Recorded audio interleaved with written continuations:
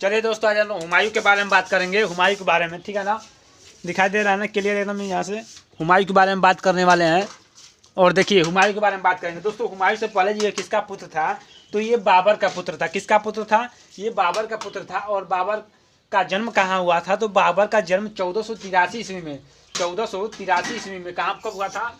1483 ईस्वी में कब हुआ था? तुर्की के फरगना में हुआ था बाबर का जन्म। इसके पिता का नाम था उमर शेख मिर्जा, जो फरगना का क्या थे? शासक हुआ करते थे। फरगना के शासक थे, तुर्की के फरगना के उमर शेख मिर्जा।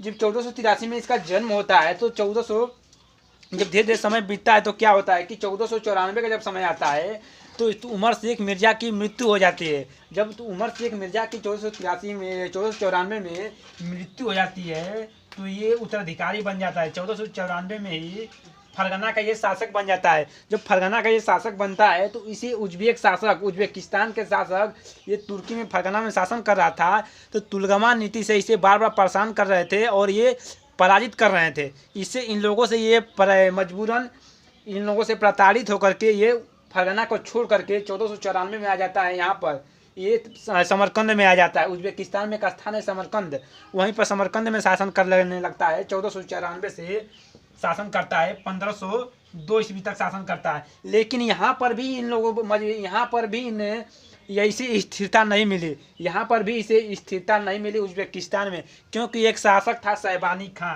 क्या नाम था? शहबानी खां नाम था। ये भी उज्बेक शासक था। ये भी इसे परेशान करने लगता है। अभी कम उम्र का था, अनुभव कम था, इसलिए परेशान करता है। तो इसको भी छोड़ करके बाबर कहाँ चला आता है? इसको भी छोड़ करके बाबर क्या चलाता है? काबुल कंधार वाले क्षेत्र में चला आता है। ये अब पाकिस्तान अफगानिस्तान वाला क्षेत्र यही बात है, काबुल कंधार वाला। ये काबुल कंधार वाला क्षेत्र में आ जाता है। काबुल कंधार वाला क्षेत्र में चला आता है। कौन आ जाता है? बाबर।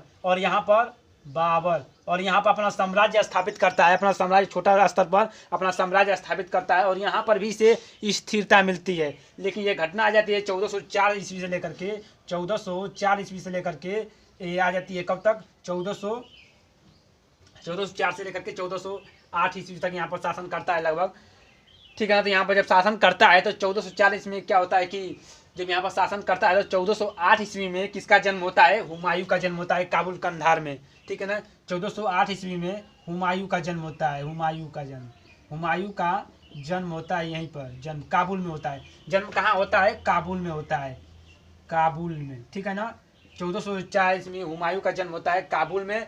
अब बाबर के कितने पुत्र? बाबर ने फिर इसके बाद आगे धीरे में भारत में प्रवेश करता है। क्या होता है कि पहले सबसे 1419 ईस्वी में बाबर ने भारत में पहला आक्रमण कहाँ करता है? भेड़ागढ़ के किले पर करता है। उसके बाद 1483 था ना, 1483 तब 1504 में होगा। यहाँ पर 1504 होगा, ठीक है ना। 1508 ईस्वी में 1519 में युद्ध करता है। फिर 1526 में फिर ये लोधी वंश का जो लोधी वंश का जो शासक होता है इब्राहिम लोधी से 1526 में 1526 में क्या करता है? बाबर युद्ध करता है, उसमें भी इसको हरा देता है। 1526 में पानीपत का युद्ध करता है। पानीपत का युद्ध करता है। ये दोहरा रहे हैं, रिपीट करा से। 1527 में खानवा का युद्ध करता है। 1528 में ये युद्ध करता है। 1528 में फिर ये युद्ध किसका करता है? और 1529 में ये चंदेली का युद्ध करता है। और 1529 ईस्वी में कौन सा युद्ध करता है? घाघरा का युद्ध करता है। इसी घाघरा के युद्ध में अफगान शासकों से ये पराजित हो जाता है और ये घायल हो जाता है। फिर ठीक है ना, ये घाघरा के युद्ध में पराजित हो जाता है और घायल हो जाता है। और 1530 ईस्वी में इसकी मृत्यु हो जाती है। बाबर की मृत्यु 1530 ईस्वी में हो जाती है, ठीक है ना। 26, 27, 28 में पानीपत का, खानवा का, चंदेली का और घाघरा का युद्ध करता है। तो 1530 में इसकी मृत्यु हो जाती है।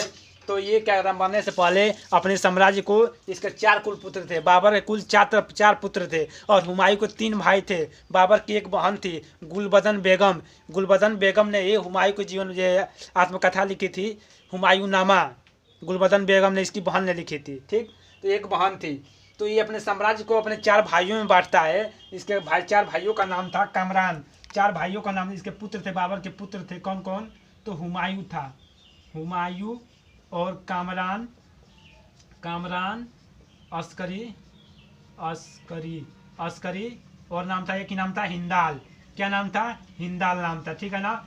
अब देखिए इस चार, हुमायूं बहुत ईमानदार शासक, हुमायूं बहुत ईमानदार शासक था। वो अपने साम्राज्य को, बाबर के साम्राज्य को अपने चारों पुत्रों में बांटता है। हुमायूं बाबर के साम्राज्य को चारों पुत्रों में बांटता है, और बांटने के बाद क्या होता है, चारों पुत्रों में बांटता है। बांटने के बाद ये भारत का, हुमायूं जो था भारत का, भारत लिखेंगे तो लेट हो जाएगा, लिखने मत दीजिए, आप समझिए इस बात को। हुमायूं को हुमायूं को भारत का साम्राज्य प्राप्त होता है। किसको? हुमायूं को। हुमायूं का जन्म होता है, ठीक है ना, 1560 ईस्वी में काबुल में होता है, ठीक, बताएं, सब कहानी बता चुके हैं। हुमायूं को भारत का साम्राज्य प्राप्त होता है, भारत का साम्राज्य प्राप्त होता है। और कामरान को काबुल का क्षेत्र प्राप्त होता है। किसका? काबुल कंधार का क्षेत्र प्राप्त होता है, कंधार का क्षेत्र होता है। अपने सभी भाइयों में बांट देता है। लेकिन क्या करेगा हुमायूं लास्ट में जाकर के इसी कामरान पर 1545 ईस्वी में, ये जब हुमायूं के पास कोई साम्राज्य नहीं बचेगा, अभी आगे बताएंगे, उस कोई साम्राज्य नहीं बचेगा, तो इसी कामरान पर 1545 में आक्रमण करेगा और काबुल कंधार का क्षेत्र स्थापित करेगा, ठीक है ना। फिर वो बात की कहानी बताएंगे, लेकिन तो थोड़ा सुने रहेंगे तो अच्छा रहेगा। ये हुमायूं को भारत का साम्राज्य प्राप्त होता है कब? ये 1530 ईस्वी में, 1530 ईस्वी में, 1530 ईस्वी में प्राप्त होता है। और ये 1530 में हुमायूं शासक बनता है, ठीक ना। कामरान काबुल कंधार पर आक्रमण करता है। यहाँ पर चलिए 1531 में ये कालिंजर पर आक्रमण करता है। हुमायूं जो था, हुमायूं 1531 में ये कालिंजर पर आक्रमण करता है, कालिंजर के किले पर। ये 1531 में कालिंजर के किले पर आक्रमण करता है। कौन दोस्तों? तो हुमायूं। आक्रमण करने के बाद फिर 1532 में ये दोहरिया का युद्ध करता है। 1532 ईस्वी में दोहरिया का युद्ध लड़ता है, दोहरिया का युद्ध लड़ता है। कब लड़ता है दोस्तों? 1532 में दोहरिया का युद्ध लड़ता है। इस किसके बीच में युद्ध होता है? दोहरिया का युद्ध तो हुमायूं किसके बीच में होता है? हुमायूं प्लस अफगान शासक था। अफगान शासक में शेर खान नहीं था, अफगान शासक में महमूद लोदी था। हुमायूं प्लस महमूद लोदी के बीच में होता है। किसके बीच में दोस्तों? महमूद लोदी के बीच में। सुबह का टाइम है, दिमाग एकदम फ्रेश है, पढ़ाते रहे, ठीक है ना। हुमायूं और महमूद लोदी के बीच में युद्ध होता है। हुमायूं जीत जाता है और महमूद लोदी हार जाता है। फिर इसके बाद 1532 के बाद क्या होता है दोस्तों कि 1532 ईस्वी में चुनारगढ़ पर आक्रमण करता है। 1532 ईस्वी में ही चुनारगढ़ पर आक्रमण करता है। चुनारगढ़ पर आक्रमण करता है। कौन? ये हुमायूं 1525 में चुनारगढ़ के किले को घेरता है। चुनारगढ़ के किले को घेर लेता है, घेरता है। और ये जो चुनारगढ़ का जो किला था दोस्तों, ये चुनारगढ़ का जो किला था, ये किसके बीच में था? इस पर शेर खां का अधिकार था। शेर खां का, ये भी अफगान शासक था। शेर खां कौन था दोस्तों? तो शेर खां कौन था?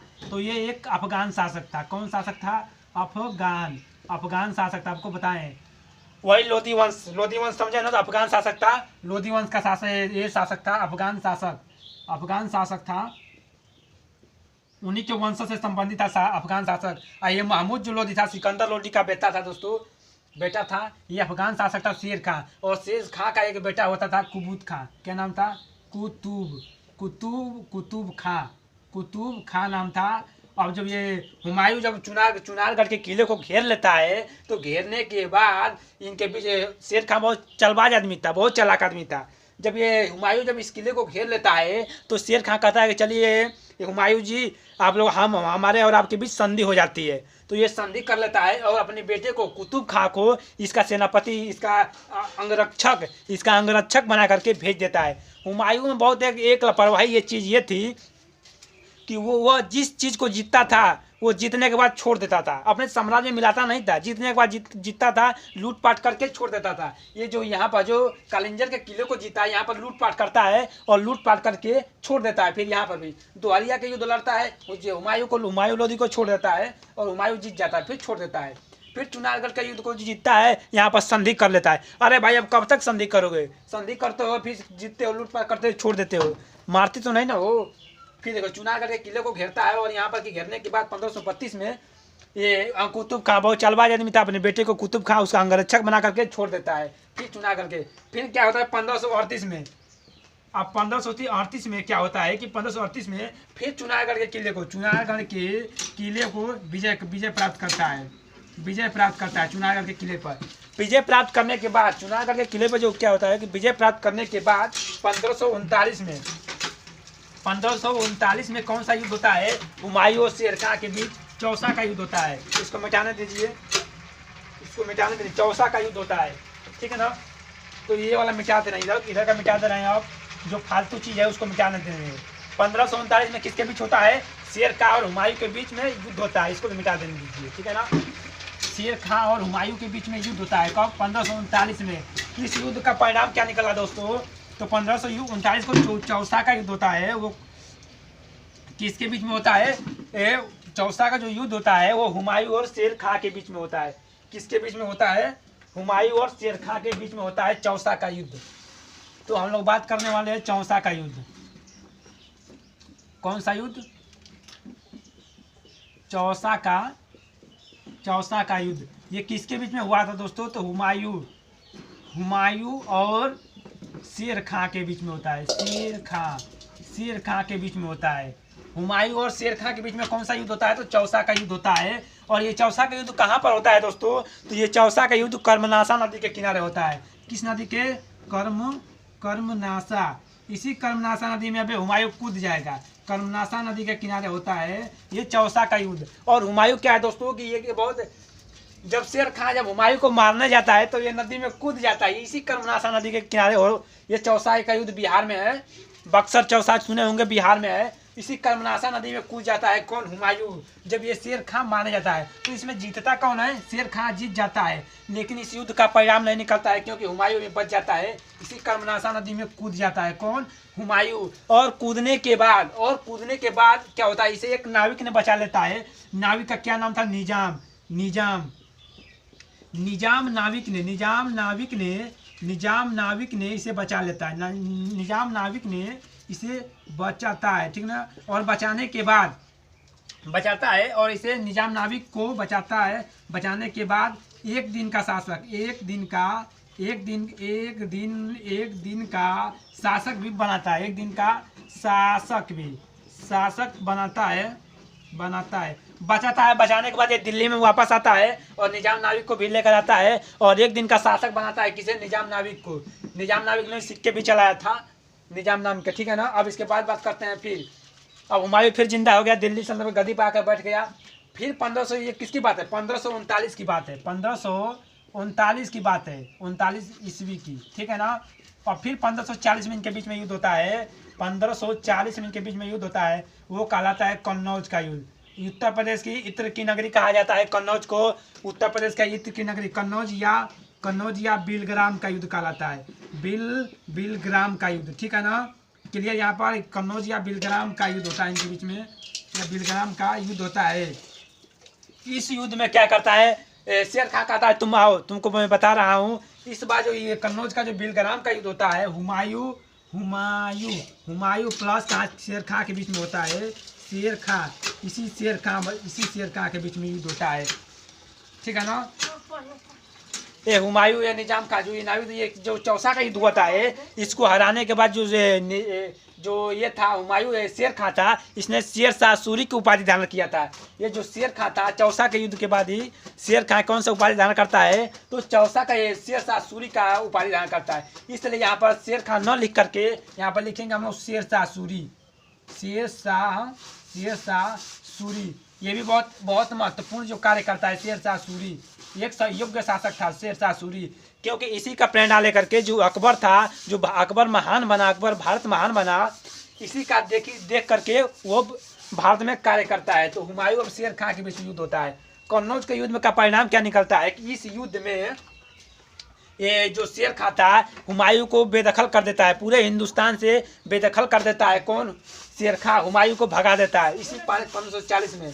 भगाने के बाद क्या होता है कि ये जब कहाँ चला जाता है, ये पूरे भारत से बेदखल कर देता है। ये जो पंजाब राजस्थान वाला जो साइड है, इसी राजस्थान में एक वंश चला करता था, एक भारतीय एक राजपूत वंश चला करता था भद्रसाल, भीलसाल। एक भद्रसाल, भद्रसाल, भद्रसाल के जो भद्रसाल कौन थे? भद्रसाल हुमायूं का मित्र, भद्रसाल हुमायूं का मित्र था। क्या कौन था? हुमायूं का मित्र था कौन? भद्रसाल। और ये भद्रसाल कहाँ के शासक थे? राजस्थान के शासक थे, मेवाड़ शासक। ये अब देखिए 1540 में जब ये राजस्थान में जाता है तो जाने के बाद भद्रसाल या भीरसाल नाम का मिलेगा। इसी भीरसाल के शासक इसका हुमायूं का जो मित्र था यहीं पर टिकता है। और टिकने बाद क्या होता है दोस्तों, ये करके ये एक हिंदाल, जो इसका एक भाई था हिंदाल, क्या नाम था? हिंदाल इसकी कौन था? हिंदाल दोस्तों, तो इसका एक भाई था। किसका? हुमायूं का जो भाई था हिंदाल के गुरु के पुत्री से विवाह करता है। गुरु के पुत्री का नाम था हमीदा बानो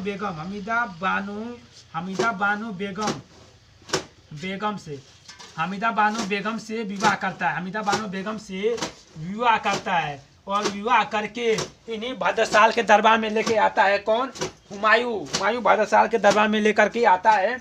और 1540-41 की बात है, 41 में लेकर आता है। 1541 विवाह करता है, 1541 में विवाह करता है। और विवाह करने के बाद 1542 ईस्वी में अकबर का जन्म होता है। ईस्वी में एक बच्चा पैदा होता है जिसका नाम था बदरुद्दीन। क्या नाम था? बदरुद्दीन। क्या नाम था? बदरुद्दीन नाम था। और इसी बदरुद्दीन जो बड़ा होकर के अकबर के नाम से होकर दिखाई दे रहा है ना, हाँ ठीक है, चलिए अभी दिखाई दे रहा है। बदरुद्दीन क्या नाम था? बदरुद्दीन नाम था। और इसी बदरुद्दीन जब आगे होगा, बड़ा होगा, तो कौन सा एक महान शासक के रूप में उभरेगा जिसका नाम होगा अकबर। यही बचपन का नाम था। क्वेश्चन भी पूछता है कि अकबर के बचपन का नाम क्या था? तो बदरुद्दीन था। इसका जन्म कब हुआ था? 1540 ईस्वी में। कहाँ पर हुआ था? तो राजा भद्रसाल या भद्रसाल के दरबार में हुआ था, राजस्थान में। ठीक है ना, अकबर का जन्म।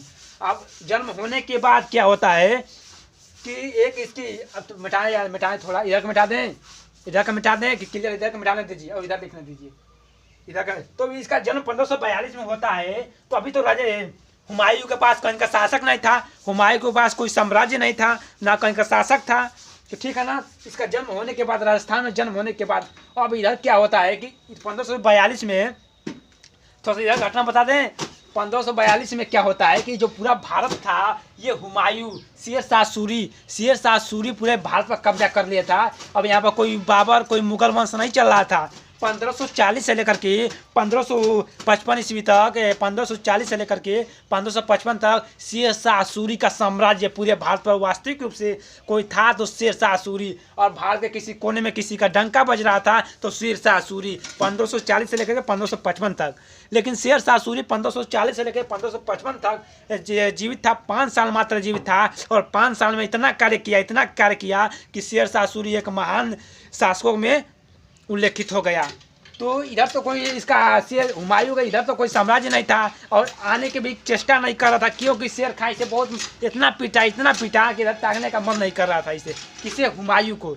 तब जब 1542 में जब ये बदरुद्दीन पैदा होता है तो अब देखिए ये इधर भागेगा, ये भारत की तरफ रुख न करके अब ये जाएगा ईरान की तरफ, ये ईरान की तरफ जाएगा।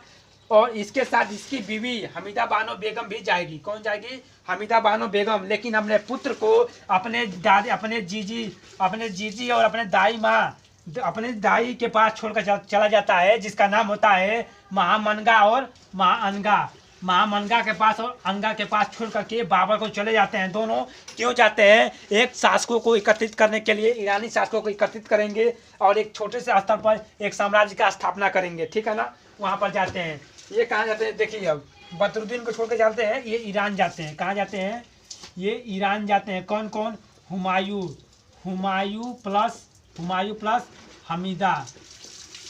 हमीदा बानो बेगम। ये कहाँ जाते हैं? बेगम कहाँ जाते हैं? तो ये जाते हैं ईरान चले जाते हैं। वहाँ पर शासन को एकत्रित करते हैं। शासक एकत्रित करके ये क्या करते हैं, जो कहाँ गया था, अभी लिखे थे ना इसके पहले, कामरान, जो काबुल कंधार पर जो शासक करता था, कामरान, उसको 1545 ईस्वी में एक युद्ध करते हैं। 1545 ईस्वी में क्या होता है कि 1545 में ये काबुल कंधार पर काबुल काबुल कंधार पर कंधार पर कब्जा कर लेता है कौन ये हुमायूं, और कामरान की हत्या कर देता है। कामरान भाई की हत्या कर देता है। अपने भाई की हत्या करके काबुल कंधार पर आक्रमण करते हैं, साम्राज्य छोटे स्तर पर साम्राज्य स्थापित कर लेता है। कौन 1545 में कामरान पर, ठीक है ना। अब देखिए ये बहुत अब सूझबूझ का कार्य करता है। ये हुमायूं यहाँ पर हुमायूं सूझबूझ का कार्य करता है।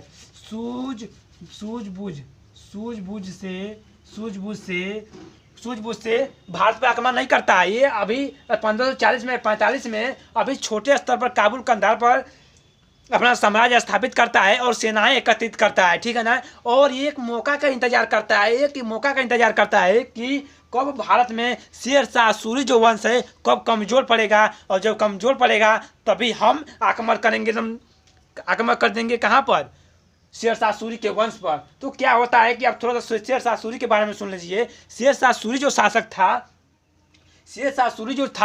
था उसका एक अभागा शासक कह सकते हैं। 1545 तक वो जीवित ही रह पाया, क्योंकि बिहार के सासाराम में क्या होता है कि ये एक कलिंजर का युद्ध करता है। बिहार के सासाराम में कलिंजर का युद्ध करता रहता है, और वहीं पर एक आग का गोला वहाँ से वापस लौट कर आता है, और इसके जो जहाँ पर ये जहाँ बारूद गोला का भंडार रखा था उसी पर आकर के गिर जाता है वापस लौट करके, और चिंगारी से वहीं पर बम विस्फोट हो जाता है बिहार के सासाराम में। और वहीं पर शेर शाह सूरी का मकबरा भी बन जाता है। बिहार के सासाराम में चारों तरफ ने जल से घिरा हुआ है, मकबरा बनता है। तो 1545 में शेर शाह की मृत्यु हो जाती है। अब देखिए 1545 में ही सूरी वंश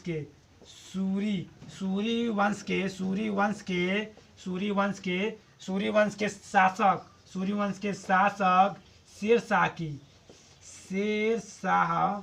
शाह की मृत्यु हो जाती है। किसकी मृत्यु हो जाती है, ठीक है ना। मृत्यु हो जाती है, और हो जाने के बाद शेर शाह सूरी की मृत्यु हो जाती है। और यहाँ पर तो जो मेन शासक था हुमायूं को जिससे डर था उसकी तो मृत्यु हो जाती है। शेर शाह सूरी के शासनकाल में मृत्यु हो जाती है, ठीक है ना।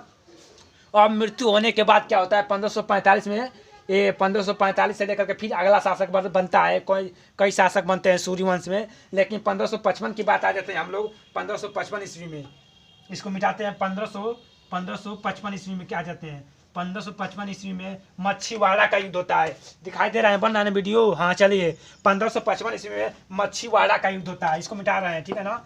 1555 में की बात आ जाते हैं।